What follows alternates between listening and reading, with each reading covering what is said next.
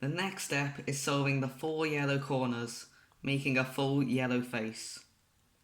After you have solved the yellow cross, you may have 4 incorrect corners, 3 incorrect corners, or 2 incorrect corners. Either way, you turn the cube upside down, where the yellow side is on the bottom and the white side is on the top, and you put an unsolved corner on the right side. You then repeat the same 4 moves as before to solve this corner. Doing it once does not solve it, so you repeat it again.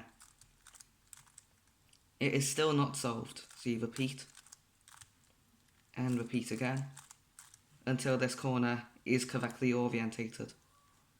Then you turn the bottom side so that a different incorrect corner is here, and you repeat the same 4 moves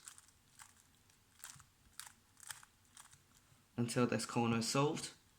Then you turn it again,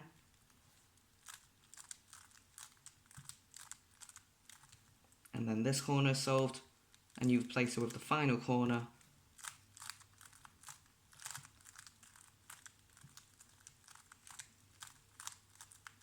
until this corner is solved. After this, everything else should still be solved, and the yellow side should also be solved.